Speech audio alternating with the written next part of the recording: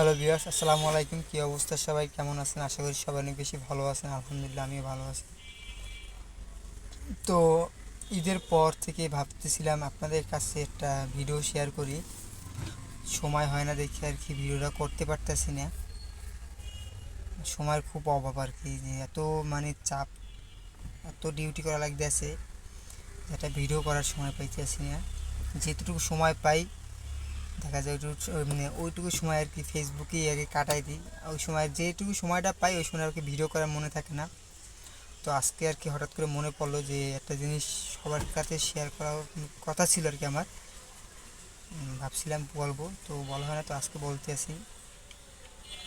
তো আমি বেশ কয়েকবার এর আগেও ভিডিও দিছি যে আমার নতুন একটা চাকরি হয়েছে। আহ, চাকরিটা খুব চাকরি নিয়ে খুব সমস্যার ভিতরে আমি আছি। এটা আসলে আমি কয়েকবার ভিডিওতে বলছিও যে খুব খারাপ একটা চাকরির ভিতর দিয়ে আমি যাইতেছি।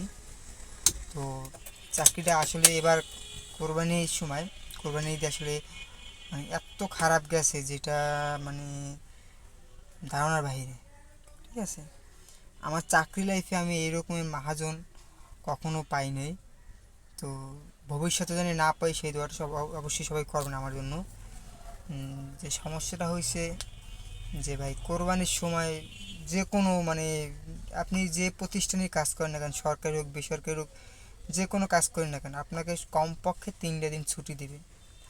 হয় চান রাতের দিন, ঈদের দিন আর ঈদের পরের দিন, বা যে কোনো 3 দিন আপনাকে ছুটি দিবেই। মানে কোরবানির 3 দিন আপনাকে ছুটি অবশ্যই দিবে। কিন্তু ভাই আমার বেলায় মানে এমন এমন যা হইবে ভাই, আমি জীবনও ভাবিনি, ভাবলে অবশ্য এরকমই ডিউটি করতাম, চাকরি নিতাম না। আমি যখন চাকরি নিছি তখন কথা ছিল যে সকাল 9টা থেকে রাত্র 9টা পর্যন্ত ডিউটি। কিন্তু এখন দেখতে পাইতেছি যে সকাল 8:30টায় আমার যাওয়া লাগে ওই জায়গায় স্যারের বাসায়, আর রাত্র 10টা, সাড়ে 10টা বাইজে যায়। তো কোরবানির সময় আমি 3 দিন রাত্র 11টা পর্যন্ত ডিউটি করছি, যেখানে আমার 9টা ডিউটি শেষ হয়ে যাওয়ার কথা। তো আমি 3 দিন রাত্র 11টা পর্যন্ত ডিউটি করছি। তো 2 ঘন্টা করে আমি ডিউটি বেশি করছি, তাই 2 ঘন্টায় 3 দিনে 6 ঘন্টা হয়। 3 দিন যদি 2 ঘন্টা করে বেশি ডিউটি করি, 9টা শেষ হওয়ার কথা, সেখানে আমাদের 11টা ডিউটি শেষ হয়েছে। তো আপনার হিসেবে 3 দিনে 2 ঘন্টা করে 6 ঘন্টা বেশি ডিউটি করছি যে সময়। যাক, আর আমার চাকরির বয়স সবে মাত্র 2 মাস হয়েছে, কোরবানির সময় 1.5 মাস গেছে আর কি চাকরির বয়স। তো কথা হয়েছে যে ভাই আমি তো কোনো বোনাস পাইলামই না, বোনাস পাবো না এটা আমি আগেই বুঝতে পারছি, যেহেতু আমার নতুন চাকরি, তো আমার বোনাস দিবে না যেহেতু 1.5 মাস বয়স।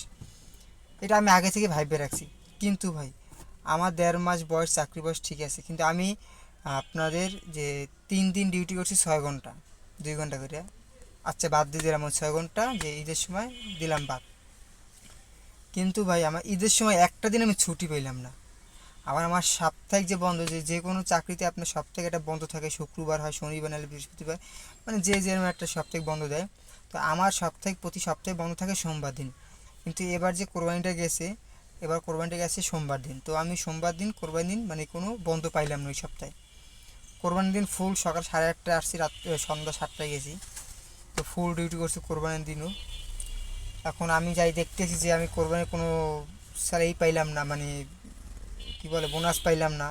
কোরবানির দিন ফুল ডিউটি করলাম, এইতেও কোনো কিছু পাইলাম না। পরে আসলে ভাবতেছি যে আসলে কি করা যায়, যে আমি তো কোনো ছুটিই পাইতেছি না।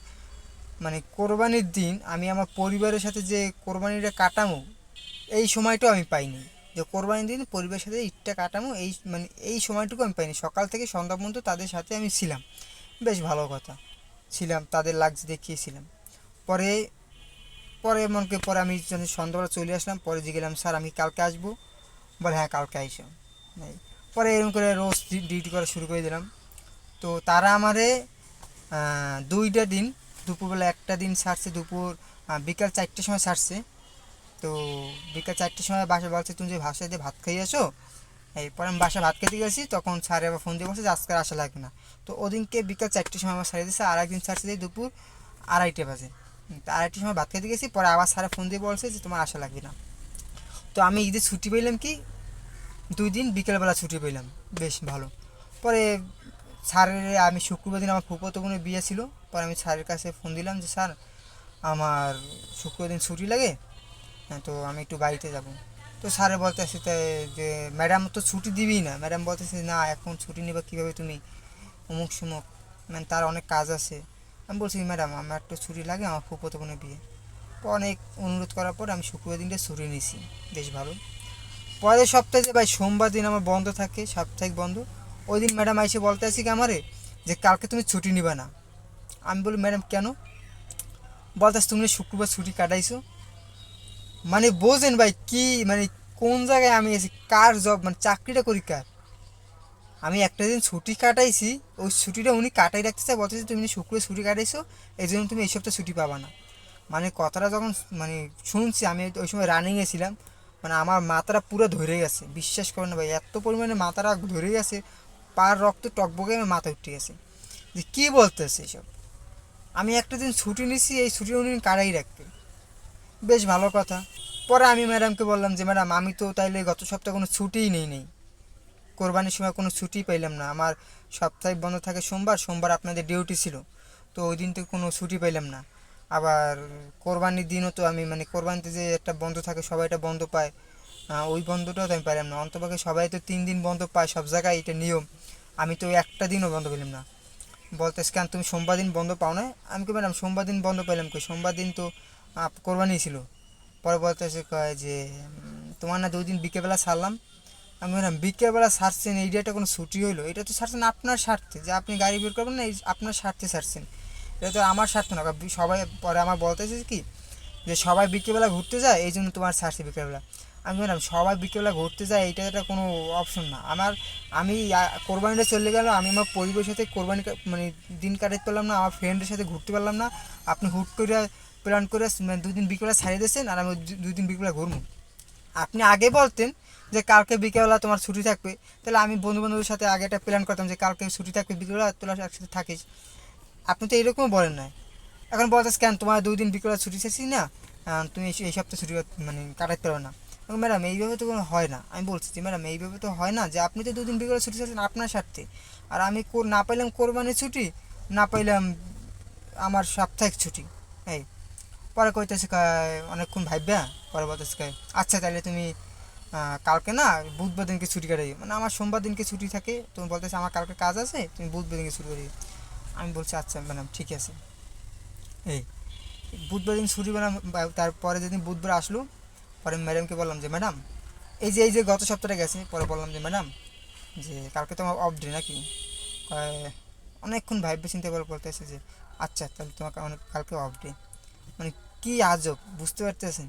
তো ভাই কী আর কম, মনে করেন যে এই দুঃখের কথা আর কি, যে আমার লাইফে ফার্স্ট আমি না পাইলাম জানুয়ারিতে ছুটি, না পাইলাম ঈদের দিন ছুটি, না পাইলাম ঈদের পরের দিন ছুটি, মানে টোটালি আমি কোনো ছুটিই পাইলাম না। ঠিক আছে, ওই শুক্রবার একটা দিন ছুটি কাটাইছি, তা অনেক প্যারা নিয়ে।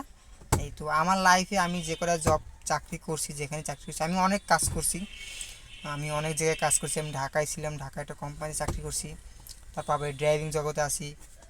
পরে আমাদের দোকান ছিল, দোকানের ব্যবসা আমি করছি।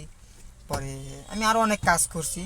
তো কথা হচ্ছে যে ভাই আমি যে কাজগুলো করছি এই রকমের ভাই চাকরি, এই রকমের প্যারার চাকরি আমি জীবনও করিনি। আর আপনারা দোয়া করবেন যেন এই রকমের চাকরি আমার কপালে, আমার কপাল কেন মানে কারো কপালে যে না আসে, এই বিশেষ করে এই রকমের চাকরি, মানে এত খারাপ একটা চাকরি। তো মানে কী আর বলবো, মাথাটা মানে ওই পর থেকে মাথাটা এখন পর্যন্ত নষ্ট, যে কোথাও যাইতে পারলাম না, কিচ্ছু করতে পারলাম না। আর ওই ইসে আপনার যে বললাম যে ফুফাতো বোনের বিয়া, তো ওইটা তো মেইন যে অনুষ্ঠান, ওই মেইন অনুষ্ঠান আমি ছিলাম না, কারণ মেইন অনুষ্ঠান ছিল ঈদের পরের দিন। মেইন অনুষ্ঠানে আমি যাইতে পারিনি, আমি গেছি যে হাতে মেহেন্দি দেয়, বিয়ের পর যে জামাই যে কনের বাড়িতে আসলে যে হাতে মেহেন্দি দেয়, আমি ওই অনুষ্ঠানে ছিলাম। তো ফুপু তো বেশ রাগ করছিল, ফুপু রাগ করছে, ফুপু তো ভাই রাগ করছে, ফুপু তো বোনের রাগ করছে, ফুপায় রাগ করছে, তারপর বড় ফুপু মানে বড় বোনের যে জামাই সে রাগ, সবাই অলরেডি রাগ করছে যে আমি ছিলাম না।